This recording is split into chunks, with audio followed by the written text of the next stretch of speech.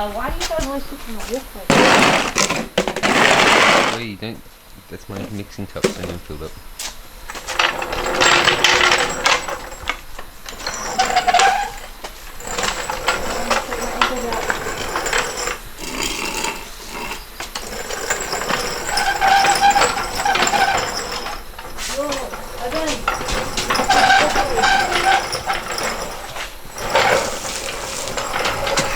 Do you want a hand?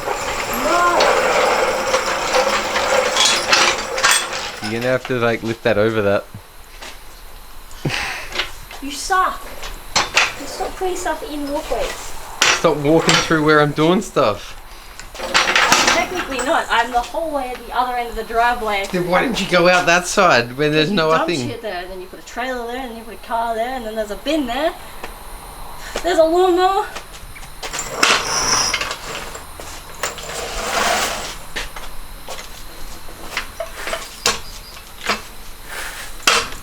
You suck.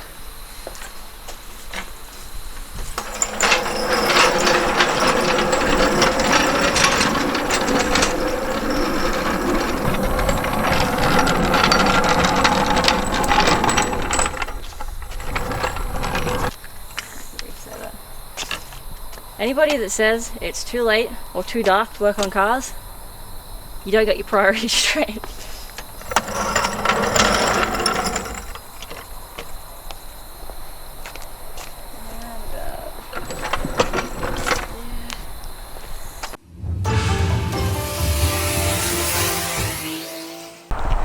Good afternoon, everybody.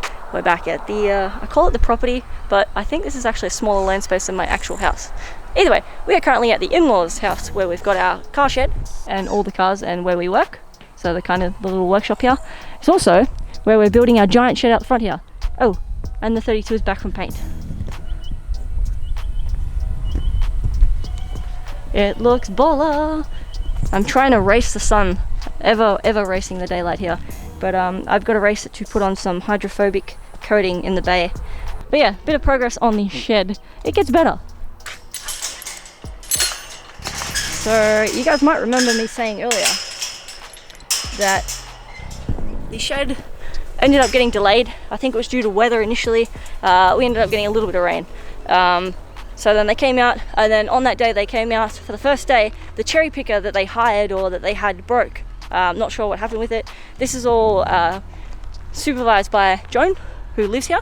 So this is not our property, this is my mother-in-law's house, but she's letting us put a big storage shed garage on her property, which is why that might be a little confusing if you're new to my content and you're like, but you're going to Japan, why are you building a garage?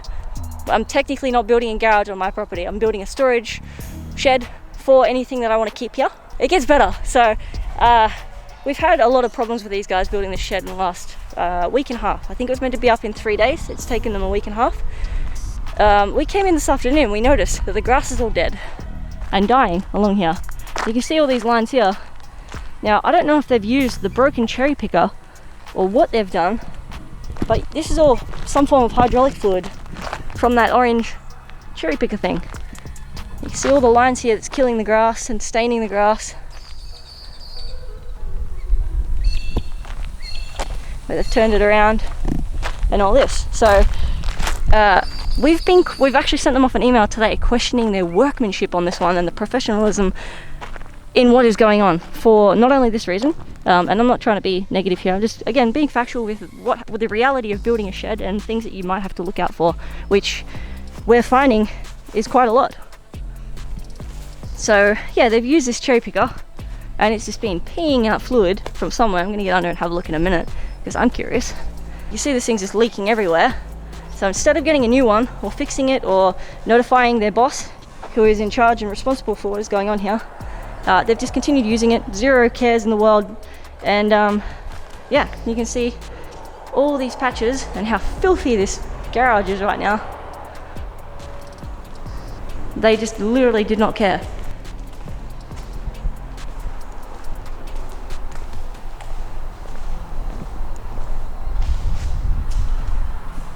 In my brand new $100,000 shed that honestly I'm not impressed with.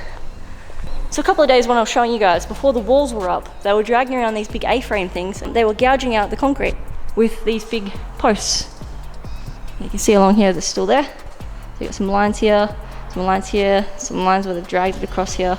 Sorry, my camera's probably not doing the greatest of justice here, but you can see all these lines. Gouges at the back on one of these somewhere. It's really hard to see, obviously, because it's so dirty now, but there was like big chunks where I don't know where the edges of these I-beams have hit, and they've just dragged them across it and dug out concrete. Sorry about my hair, by the way. I was driving and it was really annoying me because it was just going in my face. So I'm just trying to keep it out of my face and I'm looking like a retard. But the only people that are seeing me are you, which is half the internet. So anyway, yeah. I wasn't worrying too much about the gouges. It was disappointing, but I don't know, it was manageable. We could polish it off or, I don't know, epoxy the floor or something. But all these hydraulic fluid stains are a really big concern, because they obviously don't care. They haven't told their boss. They don't know. Joan wasn't aware of it because Joan, which is my mother-in-law, who is supervising the build and talking to the contractors in regards to what is going on here when we're not here, which is quite a lot of the time, wasn't aware of any of this because, again, she's not a car person and she's not a mechanically minded person. So to her, this just looks like a puddle or a water stain or something, which unfortunately is not. So yeah, it's concerning. I don't know how they're going to get them out. I don't know what is the impact of hydraulic or power steering fluid into brand new concrete. Does it compromise it? Does it make it soft? Is it okay? Is it going to permanently stain it? I have no idea. But it is not good. And I don't know how they're going to rectify this. I don't know how you would put concrete down on top of that, being that this concrete is already set. And if you put down, I don't know, another thin layer of concrete, it'll probably just act like a slate, like shale, and it'll just flake off over time. Which is, yeah, it's not great. It honestly is not great. Yeah,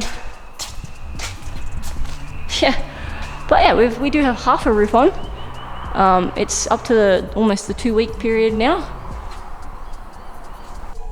I don't know why, how, or what's happened, but they've decided to get the cherry picker out through the front door here, and they have destroyed the concrete. Brand new concrete. Just drag the cherry picker on it, and then like, oh, okay, oops, we damaged the concrete. Let's get some wood and try and get that out now, or something. I don't know. But yeah, their boss didn't know about that. So we've emailed off the shed builder this afternoon, like, hey, we're not happy with the professionalism of your team here. This is pretty abhorrent. Initially, we contacted him for the chips in the concrete on the side here, for the fact that there was a bunch of Gatorade bottles, all their junk, they're just leaving around, all the paper and plastic and shed building materials has all blown down the yard several times because they've just left it out like how they have now.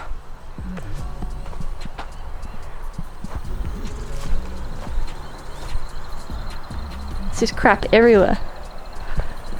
But yeah, that was what Joan, because this is Joan's house, and obviously this is just pretty piss poor effort, guys. He's immediately contacted us after the email this afternoon. He's not happy, and he also agrees that it is not acceptable, so I would say his team is probably going to get pretty reprimanded for this one. But unfortunately for him, it has now cost his company whatever it's going to take to fix the concrete. So he's got to come out now and assess the concrete, or send the concreter that he contracts to out to come repair the damage to the concrete now, as well as probably the damage with the gouges, and I don't know how, also has to somehow fix the concrete stains from the hydraulic fluid from the broken cherry picker that they're still using and haven't notified him about, I don't think. So yeah, anyway, that was just an update for the shed. I'm not trying to be a downer with that one. Again, I just want you guys to know the realities. Again, pretty disappointing, and I don't want to sugarcoat that for you guys or for myself. I don't want to tell myself this is okay, because I was looking forward to this for so long, and this has just been such a slap in the face. But anyway, yeah, it's not cool.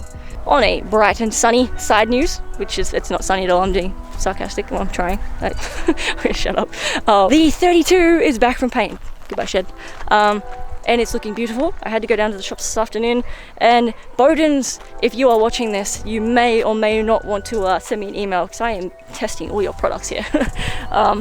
We went and got some, let me get in here and I'll show you. We went and got some products because I was very worried about the state of my paint of the 32 due to it sitting out here for almost 2 years or a year and a half. But it's sat here while we've been grinding the bays on the 13 and the 14. It's been in the garage, but near the grinder, all that kind of stuff. So the paint has sat there for so long that it's got contaminants in it now. And I can feel them. You can probably hear them. It's scary. It feels like sandpaper. And I don't really know how to get that out. So I went down to Super Cheap. Oh, and the cat decided to go slippery sliding down my car again. Where is it? Thank you, Kitty, for using the rear of my car as a slippery slide. We've only got 2 cats. I don't know how they keep targeting my cars like this, but they do. Anyway, yeah, so we came back from Loco Customs yesterday, and I took it to the car wash and just gave it a quick pressure gun off to get some of the hard contaminants off it. But it is still pretty bad. So I'm going to put this camera down for a bit and smash out doing a hydrophobic coating in the bay, just to protect the bay from any rain, weather, dirt, dust, grass, anything that's blowing around out here. Benjamin's bay is looking very pretty, nice and shiny. Are you happy with it, Benjamin? Almost. Almost? What are you sanding? Front panel. I'm not happy with it. So You going to do it again? Yeah. I missed a few bits along here, and the only thing I can really do is sand the entire thing and hit the whole front again. Are you happy you're not a spray painter or a panel beater for a living? Yeah, they give them credit. What are you up to in total on materials so far? Not even like labor or your time as a person doing this, but just material wise to respray the front of your bay. Paint wise. Paint wise, materials, sandpaper, grinding discs, blah blah blah. You could go back as far as I got plate and welded that in, and so there's plate and material and all that sort of stuff in prepping it to start with, but then there's etch primer for the entire thing, undercoat for the entire thing, cream coat for the entire thing. Prep soles. Prep soles. Sandpapers. Yeah, sandpapers. Gloves. Not gloves. Gloves. Sunglasses. Sanding goggles. Face mask. It is probably around $700 to $800 for Ben to have DIY painted his bay himself. That's not including any labor or his time. That's just him painting. Okay, this is what I got this afternoon. So we got some stone guard, so I can do my wheel wells. I've got some subframe black, so I can do the chassis rails and the underneath of the car, which I think it's going to sorely need some of this. I also got a clay bar from Bowden's, claying rubber. I've never used one of these, so I'll see how it goes. But it was recommended that I get it with something called 3-way.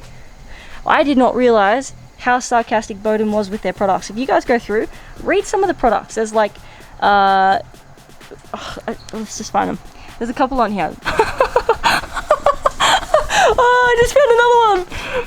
This is great. I'm going to read this out to you in 2 seconds. Benjamin, have you read the back of this? No. It says, sets on modern clear coat paint, headlights, exterior trim, chrome glass, rubber, and doesn't smell of death. It also says, where was the other one? I saw this tiny little one, the warning to keep out of reach of children, and it says, will repel members of opposite sex if used as a body spray. If it gets in your eyes, flush with water for 15 minutes. If consumed, drink a big glass of water and contact your local ambulance or poison center. Oh, that's hilarious. I did not even see that one. I was just trying to find the first one. Not only did we buy the Bowden's clay bar, but we bought Bowden's 3-way iron decontaminant, and we bought the bead machine. This is the one I was trying to find the example on the back of. So it says, you know their chamois cloths, they call them the big softy cloth? The big softy cloth. But for extra longevity, maintain as needed with our wet dreams or happy endings super hydrophobics. That's what this is. It's makes the engine bay bead, and it's a paint sealant. Thoroughly amused, Bowden's.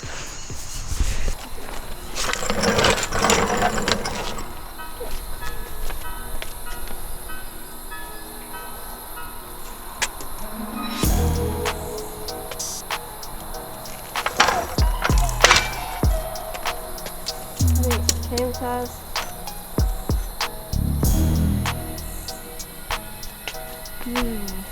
Cable cars.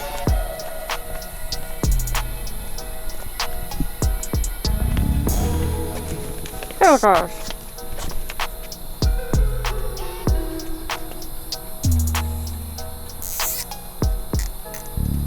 One junction.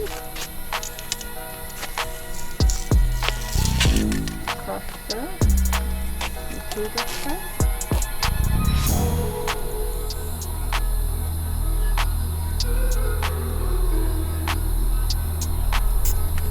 One low, one high. Yeah, no, I'm gonna stretch it out anyway. And this one, I don't know what to do with. I just leave it in the middle. You can tie it back to this side so it dangles over as well. Oh.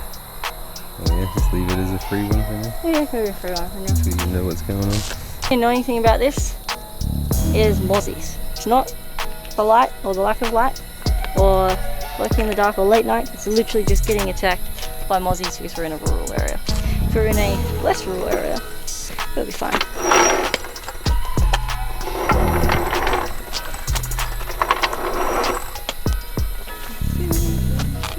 You can turn my light around. Da, da, da. The ingeniousness. Put this on here and I'll double the light. Yeah, I'll do that. Let's do double the light. So this one, if I put a light on two sides, I can turn it and get like a 45-degree. This is light. Is this light? This. Kick my jack. Stub my toe and rage about it. Stretch it out. It's not bad.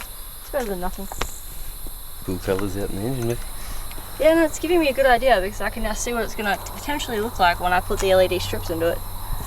Which is sick. Sorry, light's probably blinding you. What I am up to is I am going to use some of the Bowden's bead machine, which is a hydrophobic product, to coat my recently resprayed engine bay to give it a protective sealant from the weather, from the rain, from dirt, grease, dust, oil, anything else that might get in the bay, and give it the best chance it'll have for longevity.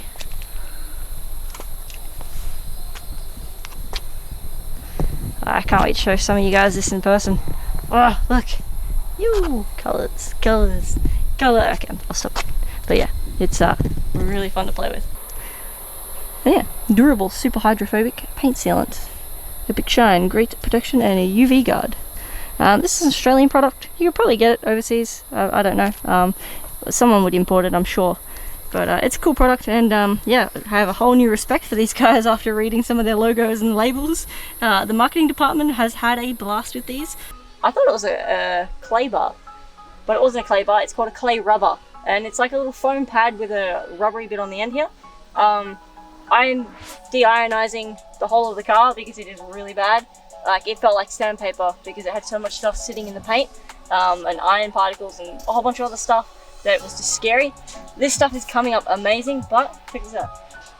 Obviously don't do this to your car, but that is actually how much purple is in the car right now. This is all coming off the car. This is all iron.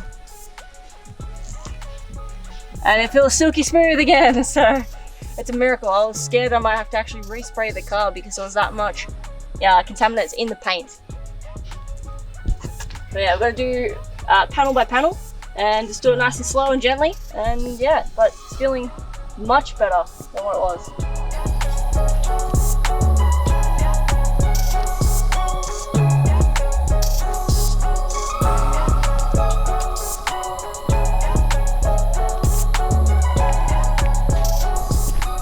6 hour time lapse later, yeah, I got carried away. The entire of the outside of the car is now done, detailed, cleaned, beautiful, and I am now up to getting it away in a garage somewhere, hopefully the big one when it's up. And I have to rip out my front cross member, my double wishbones, my LCAs and all my arms, paint all my wheel wells, front and rear, in stone guard, which I got today, as well as the subframe black along the chassis rails on the lower half underneath the car, and clean that out. I've got to paint my tunnel. I've just got a bit in, sorry you can't see here, but there's a bit of white and further back in my tunnel that I've got to do some stuff with. But yeah, the car is looking very pretty and the paint is back to feeling nice again. It's wet, by the way. So yeah, pretty happy with how it's come back out. I thought I was doomed, and Bowden's you came through. It has been an amazing product and it pulled all the contaminants out of the paint, and now it feels silky smooth again, which is crazy because it was like, it felt like sandpaper. It was scary. It's by no means perfect, and I still need to do a good detail and good polish on it and all that kind of stuff, but much better than what it was. And the bay is now coated in a hydrophobic seal, and the next step from here is yeah, rip all my arms out and get ready to throw my motor in, which should be awesome. You like my DIY lighting setup here? It works.